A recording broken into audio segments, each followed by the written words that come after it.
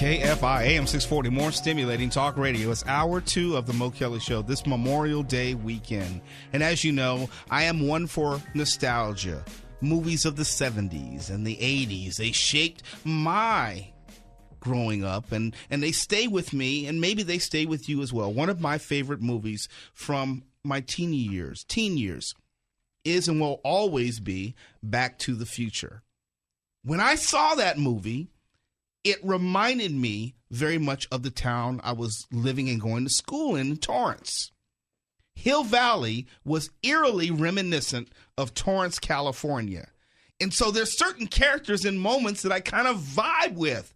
I remember seeing this character, Goldie Wilson, and I'm thinking like, I knew what it was like to be the only brother in the city, the only one.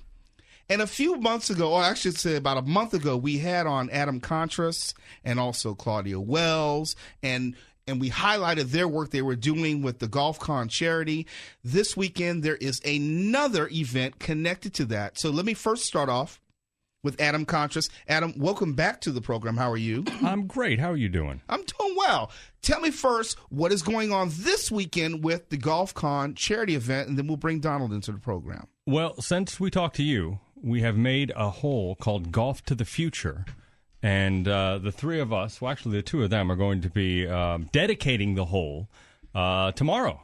And as well as them being there, the time machine, the DeLorean time machine, is going to be there as well. What is this, a mock-up? Is this like a Hot Wheel? Oh, no.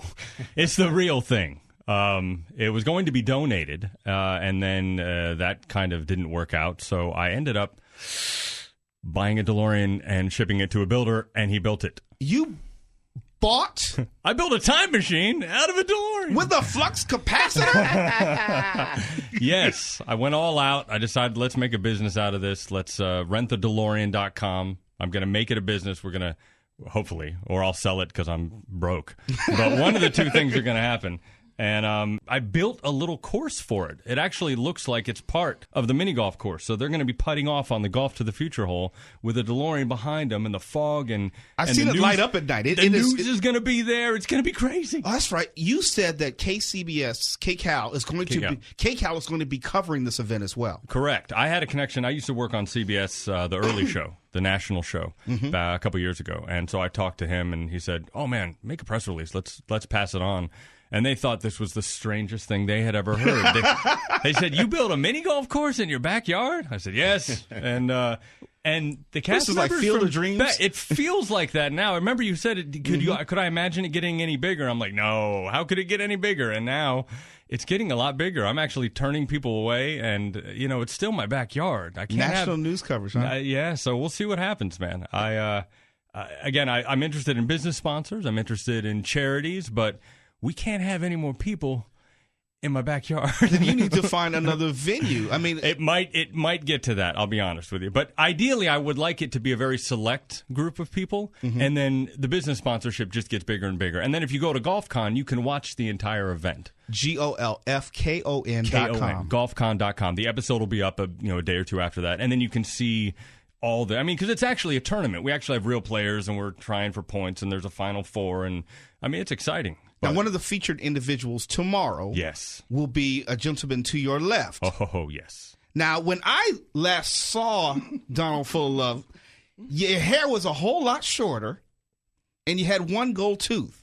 Yeah, man. That was 1985, I believe, in the movie Back to the Future, in which, now, that's actually untrue, because I've seen you in other things since then, and heard you because I know you do a lot of voiceover work, and your voice is very distinct.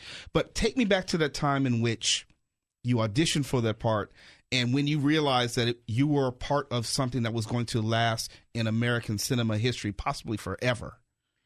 All right. Many moons ago. Wait. Dun, dun, dun, dun, dun, dun, dun, dun, dun, dun. I did a movie called Scared Straight, Another Story. It was a CBS docudrama in 1980. And the people that cast that show secretly were working with Spielberg and Zemeckis, and they remembered me from that particular movie. So they brought me in to would meet with Bob Zemeckis. So I met with him over at Amblin Entertainment and Universal, and we sat down in the office, and I'm kind of like going like, oh, I'm in here with Spielberg. They got these awesome little video games going on and everything. What's going on? Mm-hmm. And he just sat there and he asked me a bunch of questions, you know. He's like, this and, that. He asked me, could you sing? I didn't know he was asking me, could I sing, because of the fact that there was going to be, the guy, Harry Waters, who played Marvin Berry. I had no idea that's why he was asking me these questions. So what basically Zemeckis was doing was setting me up to see where I would fit best in the film. He said, because there are only 5 brothers in the movie. And only 2 of them spoke. Right. Marvin, it's your cousin. Yeah. Marvin Berry. You've seen that film, haven't you? Yes, I have. So, it was like, okay, boom, I left, and that was the end of that. And I'm like, wow, okay, that was a trip. And then I got the phone call to come and work at. Originally, it was with this guy named Eric Stoltz. And yes. And so we shot for a bunch of weeks, and it was like, whoa, this is cool. And then, boom, I left, and about a month later, they called me and said, hey, you want to do it all over again with Michael Fox? It's like, yeah. And therein lies the history.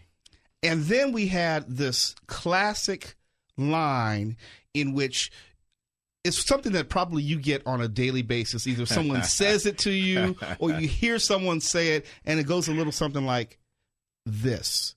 Say, what do you let those boys push you around like that for? Well, they're bigger than me. Stand tall, boy. Have some respect for yourself. Don't you know if you let people walk over you now, they'll be walking over you for the rest of your life? Look at me.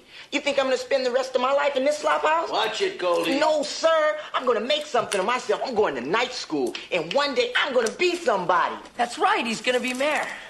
Yeah, I'm mayor. Now that's a good idea. I could run for mayor. A colored mayor. That'll be the day. You wait and see, Mr. Carruthers. I will be mayor. I'll be the most powerful man in Hill Valley, and I'm going to clean up this town. Good. You can start by sweeping the floor. Mayor Goldie Wilson. I like the sound of that. What you could not see was that Donald was reenacting that scene, word for word, motion for motion, in the studio. First time ever. That's awesome. We got First time ever. Could you do that? If I asked you to It'll never go, happen again. If I said go, could you recite those lines? It was a moment in time that the radio audience will just have to visualize. You know we were filming this, right? Yeah, I was going to say. Oh. We do have it on tape now. So tell me, how's your golf game? Today was pretty doggone good. I couldn't do too bad today, so I look forward to tomorrow for the golf con thing. And now, are you playing full-size golf or miniature golf? Wow. No, I'm being serious. It's a relevant question. It's a relevant question. Thank you. This guy gives me crap all the time because I have miniature golf, as if putting is different. Okay. So, in defense of him, I played golf today on a regulation golf course where the ball flies through the air. However, once it flies through the air and lands on the green, you got to putt it. So you got to have putting skill, which takes us over to Adam's thing, which is primarily putting, because they say you drive for show, but you putt for dough. I like the sound of that. I like the sound of that. Oh, God, he's got to hear that all the time, man. I'm sorry to add to that. Okay, tell me specifically how someone who is listening can be part of this event, either directly or indirectly. Well, as far as participants, we're good. Viewers, you can go to golfcon.com. All the episodes are up there. But to actually participate financially, you can sponsor a hole, and it can be as simple as $20, or it could be several hundred, whatever you want to give. And basically, you just agree to give a portion having to do with the birdies and eagles that are hit. Mm-hmm. So you say, you can tell me, I want to give about this much, and I'll attribute that. So for tomorrow, we're giving $3 for every birdie. It went up because I got some more sponsors. And $10 for every eagle that's hit is going to be given to Kids in the Spotlight. And we have 2 sponsors that are going to have agreed to do that. And they write a check directly to Kids in the Spotlight. Quick refresher. Kids in the Spotlight is for kids who are... And that's when I turn it to Claudia Wells, because she... Claudia Wells, the former Jennifer Parker. Yes. In Back to the Future. You are back, obviously. Tell us more about Kids in the Spotlight. Kids in the Spotlight is a charity I've been on the board of directors of since we started, and we help foster kids who are in facilities.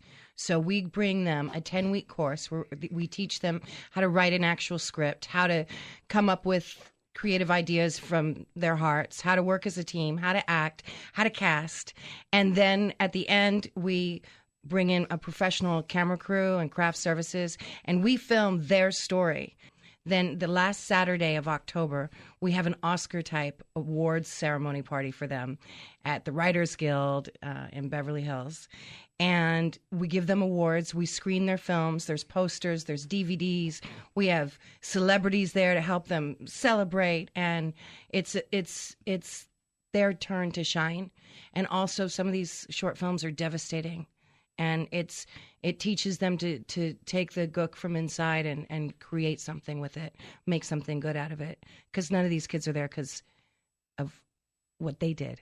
They're there because things went wrong in their families, and it's not their fault that they're stuck in this facility. A wonderful and worthy cause. So, Adam, tomorrow when people arrive, or what should they expect? What is actually going to happen? Walk me through tomorrow's day's events. Basically, from 11 to noon is going to be like a practice hour. Everybody gets there. They can work on some holes and so forth. And that's when the news crew is going to come. And they're going to get some footage of all that happening. And then at noon, when the event starts, Don and Claudia will be teeing off. And they're just going to go through the 9 holes. And everybody gets to watch and so forth. And when we get to the Golf to the Future hole, we'll just do a little dedication. I have it kind of set up so the. What does it look like? What does the Golf to the Future hole look like? It was a hole that I had before that just had 3 separate pipes, and I decided to make them the years of the movies. So you start out on the tee in 1885, and you literally golf to the future, and you try to avoid 1955 and 1985 and get to the last hole, which is 2015, and then that comes out. And actually, if you hit it the right way, it triggers a mini DeLorean that goes into this little cavern. And then the ball goes through, and if you could get an eagle, and that would give $10. Isn't there a clock tower? You do go past the clock tower. I was quite a nerd. I built a mini clock tower that it goes past. You have way too much damn time on your hands. I love it. When you stand on the tee, you're looking down at the display from the DeLorean, and it shows all the years. I did it up good, man. Well, speaking of the DeLorean, I thought I saw on your Instagram, did you have Christopher Lloyd autograph something in connection to your DeLorean? Man, this was the greatest luck ever. When I went to Dallas to see to basically sign off on the time machine, Christopher Lloyd was in town at the Dallas Comic-Con, and I went, I should just take off my visor and run it over there and he signed it for me, and he wrote Doc on it. And now, like, when you sit in the time machine, you can pop that visor down, and there's Christopher Lloyd looking at you. Wow. Flux capacitor behind you. It's pretty cool, man. I got to say, it's a thrill. What do you think, and I guess this question could be for anyone here, what do you think all this will mean as we get toward the 30th anniversary of that movie? Absolute the October 21st, insanity. 2015. It's going to be Why do you think I bought a time machine? Yeah, for real. Bananas. Yeah, it is. Right It's already now, bananas. I'm traveling almost every week. Really? July already is Japan. August is, I don't even remember. September is France and the UK. June, all Back to the Future. All Back to the Future. In June, I'm going Niagara Falls, Dayton, Ohio for the DeLorean car show. I come back, then I'm 2 days later, I'm in Memphis. And that's 2014. So I can only imagine 2015. I remember watching that movie and the whole idea of 30 years into the future. Crazy. I mean, it's so far away, and all of a sudden, it's here. It's here. KFI AM 640, more stimulating talk radio. Tomorrow is the Memorial Tournament Golf Con charity for Kids in the Spotlight. Adam Contras, give us the website information. Simply golfcon.com. That's golfkon.com.